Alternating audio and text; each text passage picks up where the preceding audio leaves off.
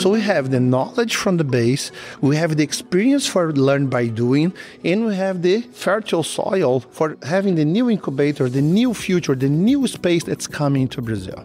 So we are the door for the whole Latin America. Hey, Space Watchers. This is Space Café Radio, your channel about trends, great people, and awesome conferences. I'm Chiara Monter, event coordinator in our SpaceWatch.Global team. This is the final episode for our ISU Space Studies program series live from Oeiras, Portugal. The SSP is a unique and intense 2-month professional development course for postgraduate students and professionals of all disciplines. During my time in Portugal, the ISU announced that the 35th annual Space Studies program session will convene in São José dos Campos in Brazil. The program will be hosted by 2 partners, the National Institute for Space Research and the Aeronautics Institute of Technology, with the support of the city of São José dos Campos and the Brazilian Space Agency.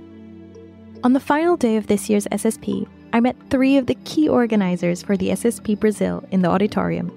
I had the pleasure of talking to Clezio Marcos Dinardin, Anderson Ribeiro Correa, and Alberto Marques Filho. I hope you enjoy our conversation. So, we've just had the closing ceremony for the SSP22. It's officially over, but we're here with the future team for the next SSP23, and I'm here with 3 lovely guests. I would love for you to all introduce yourselves shortly. I'm Professor Anderson Correa. I'm the Rector of the Aeronautics Institute of Technology. Hi people, my name is Alberto. I am the Innovation and Economic Development Secretary for São José dos Campos. And I'm Clezio Dinardin. I have the honor to serve as the Director of INPE, the National Institute for Space Research in Brazil. Fantastic. Thank you so much for joining me. So you've been here, you've gotten a bit of insight, you've seen the presentations of the team projects from this SSP. What have been your key takeaways from seeing this? I can start saying that it was amazing how different first was the kind of presentation. They use, in the way of presenting the results, they present in a very multidisciplinary way, using several techniques, including techniques of theater, and meaning that they have to take fields in account that we do not usually have when we are dealing with the space technology. We are taught to be the guys of hard fields, mathematics and physics. And we saw that space is no longer that hard field that we are used to. Space is now becoming even more present in the life of the people, including medicine, that as we saw here, including the day-to-day life, the navigability, the monitoring of the oceans, and etc. And like all the teams that have presented here, all the themes, all the TPs that have been presented here. So we are experiencing like a changing in the sector. It seems that space is no longer an economical sector, but is part of an infrastructure of every country. Meaning, like you have a road, like you have a railroads, meaning transportation, meaning economic sector. In space is the base for everything. Like transportation is the base for all the trades of merchandise or trades of economic goods. Space is now the trade for the new world that's coming. So this is the thrill that I experienced here, listening to the TPs. Fantastic. Do either of you have something to add to this? I know we briefly discussed about the amazing community feeling as well, right? Yeah, I see that this event, they connect each other. I mean, the students, they get a network, international network. So we have 92 participants from around 40 countries. That means that they are going to have a good network for business development, for partnership, and for cultural experience that is very important for them. I would like to point, we spent 8 magnificent, extraordinary hours yesterday in this auditorium. There were 4 projects. Each one of them are marvelous. We could see teamwork, we could see the high level of science being applied in each one of them, but especially we could see friendship and space, as you can put into a global issue, friendship between 37 different nations.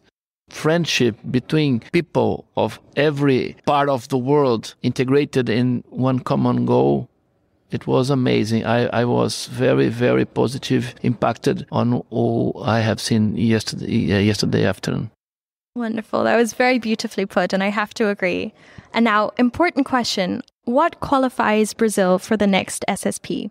I can tell you that we have been grown for decades in Brazil in the space industry. We have been setting a complete set of national and now international classes in space. ITA, my colleague here, Director Anderson, he has the honor of serving as director of the high qualified institution in Brazil that has been served as a seed for several institutions. And not only institutions, through INPE, we have INPE as an institution, we see also industries there. So we have 17 national Brazilian industries working with several parts of the upstream. And we have several others that we know and some others that we don't even know that are working with the downstreams. And we have in the city of São José dos Campos, the technological park that has been growing exponentially in the last decade. And we now are in the perfect timing for incubate space in the technological park. So we have the knowledge from the base, we have the experience for learn by doing, and we have the fertile soil for having the new incubator, the new future, the new space that's coming to Brazil. So we are the door for the whole Latin America. But now from your point of view, what do you think qualifies Brazil for this SSP? Brazil is a huge country, and Brazil is a country with an important position in the space sector. The city has all the infrastructure, and the city will do the best to offer a good accommodation, safety. We will provide touristic interesting visiting. We're going to have good food. We're going to have a great number of industries, like Clezio has just said, industries that are close to the space sector, interested in see the works and see the projects, maybe the team projects. I believe Brazil has a huge tradition, for instance, 35 years in a cooperation program with China. We launched INPE and China and INPE and CAST. We launched together with the support of the Brazilian government, the Ministry of Science and Technology, and the Brazilian Space Agency. We launched 8 satellites and 6 with success. And we have 2 now in operation that belongs to this cooperation. It's a 35-year-old cooperation. In the last 2, just for mentioning, a huge satellite, 2.5 tons, high-level communication satellite, capable to offer internet for the whole country. Brazil is almost a continent. It's not a small country. And the last one, I was in India for the launching personally, the Amazonia one, who is in charge to Earth observation, especially in the Amazonia. It's a Brazilian project, so it's a proud for our country, it's a proud for our city. We have all the conditions. Our people are very, very, very lovely people. We love to receive people. São José is an international city. We have a corporate market all the time. So it's good for us and easy for us to receive 20 participants. And they will see the best SSP ever, I assure you. We've heard it here first. On the note of participants, I would love to know, what would the ideal SSP23 student look like for you? What are you looking for? Well, we are looking for young people, but seniors are welcome as well. Interested in entrepreneurship, to see Brazil as a market, as a potential for new companies, new business. Brazil is one of the few countries in the world that has several aerospace areas like launching sites, companies, high quality research and education in space, and also the aeronautical sector is very huge as well with Embraer and the related companies. So I think this community will see Brazil as a future way for development, and the SSP might be focused in this entrepreneurship, not only for Brazil, but for Latin America and to the world. And also we want to see many vibrant people, because Brazil has an important environment that encourages not only the work, but also fun. So I think that we're going to bring people who want to have fun in Brazil. That sounds wonderful. Do you have something to add about who you're calling out to sign up or to apply for the SSP? I would like to, in the name of our mayor, Mr. Anderson Farias, I would like to invite the whole planet to go to São José next year to the 2023 SSP. We're going to make a wonderful job, and we're going to have an excellent convention. Sounds perfect. I hope to be there to cover it. Now, you've already given me quite an insight about what's happening in the space sector in Brazil. And of course, we also have our Space Café Brazil by Ian Grossner, where he and his guests give us a glimpse into the developments of the space sector there. But what are your key highlights, or what are you most excited about in terms of the space sector in Brazil? What's going to happen? Now, I should mention that we have been growing in the last, let's say, 4 years or a little bit more. We increased the investment in this space sector because we have some ministers that have been working the sector. It's the first time that Brazil has an astronaut as a Minister of Science and Technology. And with this feeling for the space, he give not what we want, but at least he give what we need for these moments that we pass in the whole economy of the world. And when you consider the whole economy of the world in the last 3 to 4 years, including the pandemic, we sorrow for that, and it's a pity that the world has to face this kind of situation. But when we face the results of this pandemic, including the results of the current status of the world economy, and we are investing in this sector, we are investing in the spaceport of Alcântara, which is one of the best located, if not the best located space launching port in the world. We are investing in new supercomputing for modeling, including new satellites, including new platforms, and also improving the capability of receiving the students there at ITA, increasing the size of the technological park, investing in the downstreams. So in these difficult times, we are taking this as an opportunity for preparing Brazil for the next 10 years or so. And having SSP there will be the start for the new future, for the new space in Brazil. Fantastic. Thank you so much. Do you have anything you'd like to add?